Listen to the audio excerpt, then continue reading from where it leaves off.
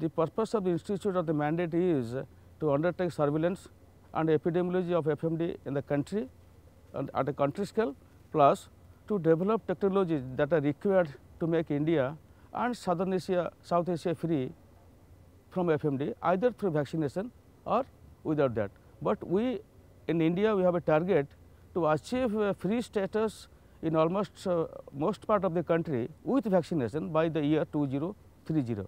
And the model what we are adopting in India, it is suitable to be adopted for remaining of the countries in the SAARC region.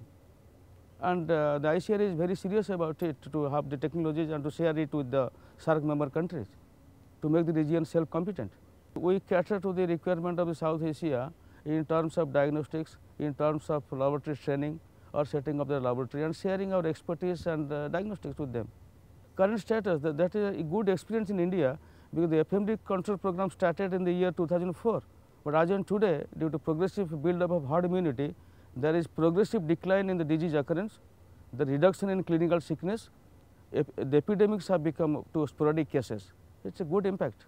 So, basing on the observations, the government of India has decided to expand this to another new areas in the country. In India, FMD research is almost 60 years old.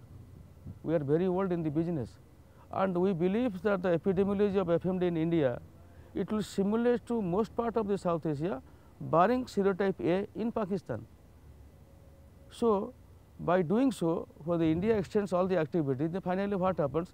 The cost of operation, that is the post-vaccinal seromonitoring, PVM, it is a costly exercise.